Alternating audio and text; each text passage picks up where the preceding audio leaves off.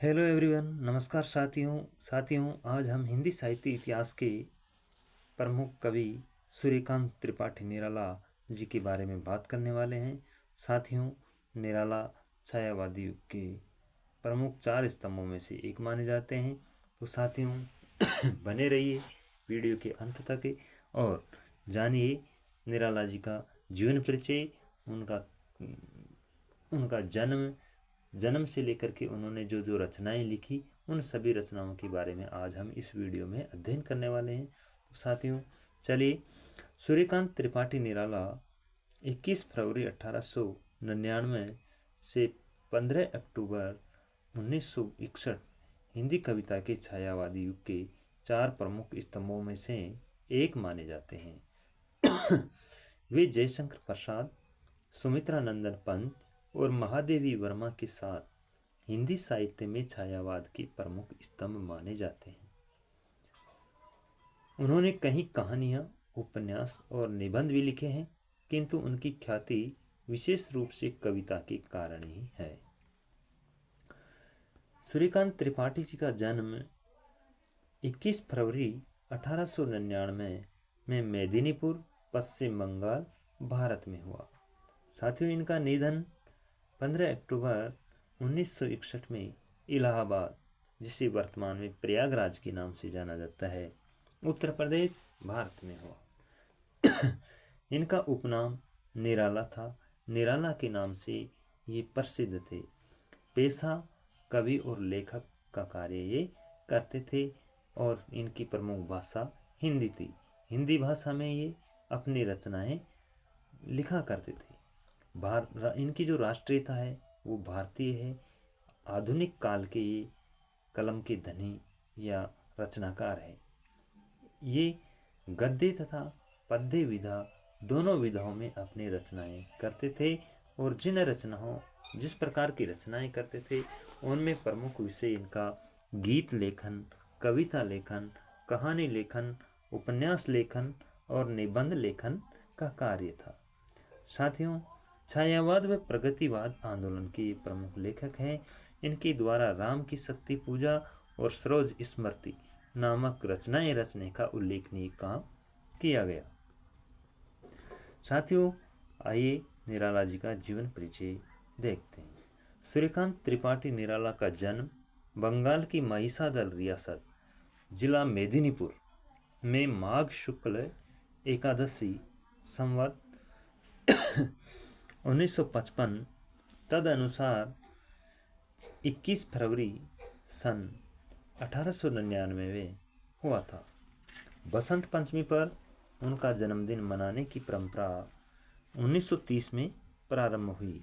यानी निराला जी का जो जन्मदिन मनाने की परंपरा प्रारंभ हुई वो 1930 में बसंत पंचमी के दिन से हुई।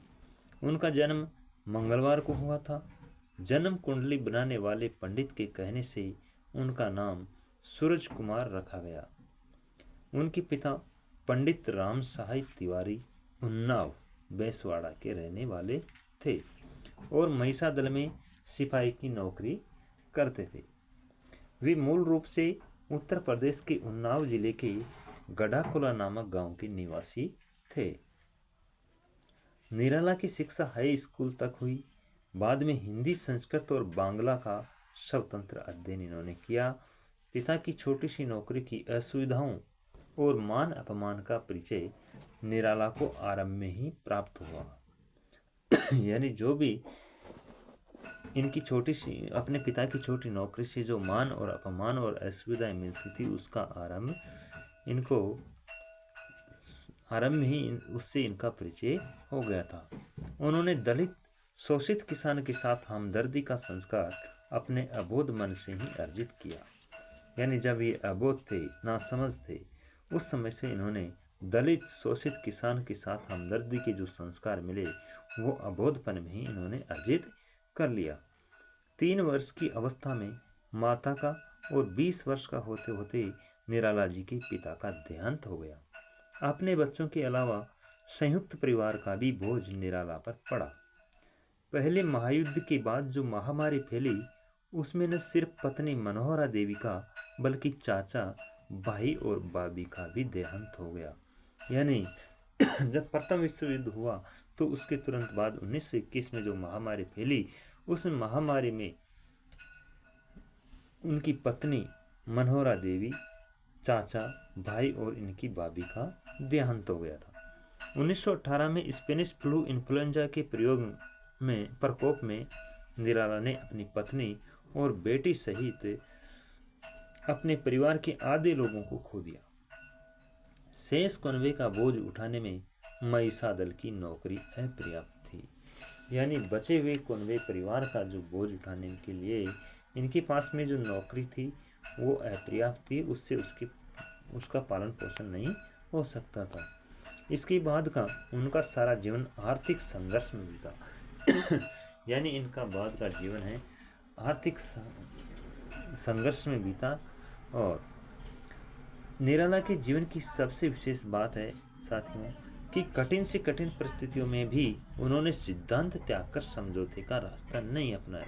यानी इन्होंने कठिन परिस्थिति में अपने सिद्धांत नहीं त्यागे, समझौता नहीं किया, संघर्ष का साहस नहीं गंवाया। जीवन का उत्तरार्ध इलाहाबाद में बीता। वहीं दारागंज मोहल्ले में स्थित राय साहब की विशाल कोठी के ठीक पीछे बने एक कमरे में 15 अक्टूबर 1961 को उन्होंने अपनी इह लीला समाप्त कर ली, अर्थात अपनी देह लीला समाप्त कर ली। इनके आत्मा का परमात्मा से मिलन हो गया। इन साथियों, सूर्यकांत त्रिपाठी निराला जी का कार्य क्षेत्र, जो निराला की पहली नियुक्ति महिसादल राज्य में ही हुई। उन्होंने 1918 से 1922 तक ये नौकरी की। उसके बाद संपादन, स्वतंत्र लेखन और अनुवाद कार्य की ओर प्रवृत्त हुए। 1922 से 1923 के दौरान कोलकाता से प्रकाशित समन्वय का संपादन इन्होंने किया। 1923 के अगस्त से मतवाला के संपादक मंडल में कार्य इन्होंने किया। इसके बाद लखनऊ में गंगा पुस्तक माला कार्यालय में उनकी नियुक्ति हुई, जहां वे संस्था की मासिक पत्रिका सुधा से 1935 के मध्य तक संबंध रहे।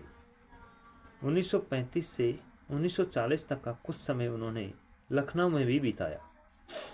इसके बाद 1942 में मृत्यु पर्यंत इलाहाबाद में रहकर स्वतंत्र लेखन और अनुवाद का कार्य इन्होंने किया। उनकी पहली कविता जन्मभूमि प्रभा नामक मासिक पत्र में जून 1920 में, पहला कविता संग्रह 1923 में अनामिका नाम से तथा पहला निबंध बंग भाषा का उच्चारण अक्टूबर 1920 में मासिक पत्रिका सरस्वती में प्रकाशित हुआ। अपने समकालीन अन्य कवियों से अलग उन्होंने कविता में कल्पना का सहारा बहुत कम लिया और यथार्थ को प्रमुखता से चित्रित किया। वे हिंदी में मुक्त छंद के प्रवर्तक भी माने जाते हैं। 1930 में प्रकाशित अपने काव्य संग्रह परिमल की भूमिका में उन्होंने लिखा है कि मनुष्य की मुक्ति की तरह कविता की भी मुक्ति होती है। मनुष्यों की मुक्ति क्रम के बंधन से छुटकारा पाना है और कविता की मुक्ति छंदों के शासन से अलग हो जाना है। जिस तरह मुक्त मनुष्य कभी किसी तरह दूसरों के प्रतिकूल आचरण नहीं करता, उसके तमाम कार्य औरों को प्रसन्न करने के लिए होते हैं, फिर भी स्वतंत्र, इसी तरह कविता का भी हाल है। साथियों, ये अपनी काव्य रचनाओं में वास्तविकता को इन्होंने प्रमुखता दी है और कविता के बारे में इन्होंने बताया। साथियों, निराला ने लेखन का कार्य 1920 ईस्वी के आसपास से प्रारंभ किया। उनकी पहली रचना जन्मभूमि पर लिखा गया एक गीत था। लंबे समय तक निराला की प्रथम रचना के रूप में प्रसिद्ध जूही की कली शीर्षक कविता, जिसका रचनाकाल निराला ने स्वयं 1916 ईस्वी बतलाया था, वस्तुतः 1921 ईस्वी के आसपास लिखी गई थी तथा 1922 ईस्वी में पहली बार प्रकाशित हुई थी। कविता के अतिरिक्त कथा साहित्य तथा गद्य की अन्य विधाओं में भी निराला ने प्रभुत मात्रा में लिखा है। साथियों, निराला के द्वारा प्रकाशित कृतियां हैं काव्य संग्रह में अनामिका, परिमल, गीतिका, अनामिका द्वितीय। इसी संग्रह में सरोज स्मृति और राम की शक्ति पूजा जैसी प्रसिद्ध कविताओं का संकलन है। तुलसीदास इन्होंने लिखा कुकुरमुत्ता, अणिमा, बेला, नए पत्ते, अर्चना, आराधना, गीत कुंज, सांदे काकली, अपरा, संचयन है।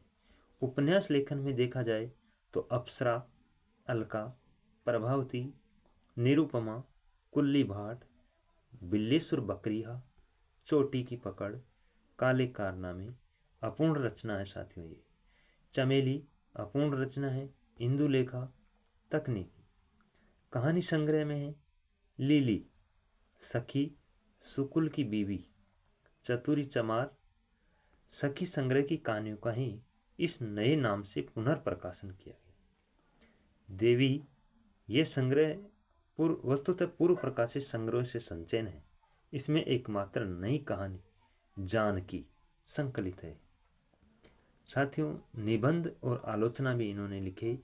रविंद्र कविता कानन, प्रबंध पद्म, प्रबंध प्रतिमा, चाबुक, चयन, संग्रह, पुराण कथा, महाभारत, रामायण की अंतरकथाएं, बाल साहित्य, भक्त ध्रुव, भक्त प्रहलाद, भीष्म, महाराणा प्रताप, सीख भरी कहानियाँ, ईसब की नीति कथाएं, और इनके द्वारा अनुवाद की गई तो रामचरितमानस, विनय भाग, खड़ी बोली हिंदी में इन्होंने पद्यानुवाद किया। आनंद मठ का बांग्ला से गद्य में अनुवाद किया। विश्व वृक्ष कृष्णकांत का वसीयतनामा, कपाल कुंडला, दुर्गेश नंदिनी, राज सिंह, राज रानी, देवी चौधरानी, युग लांगुली, चंद्रशेखर, रजनी, श्री राम कृष्ण वत्स नामृत 3 खंडों में, प्रिय राजा, भारत में विवेकानंद, राजयोग, अंशानुवाद। साथियों, इस प्रकार से इन्होंने अपना लेखन कार्य किया। और साथियों, आशा करता हूँ आपको मेरी वीडियो पसंद आई होगी। दोस्तों, चैनल को लाइक, शेयर और सब्सक्राइब करें। धन्यवाद। राम राम।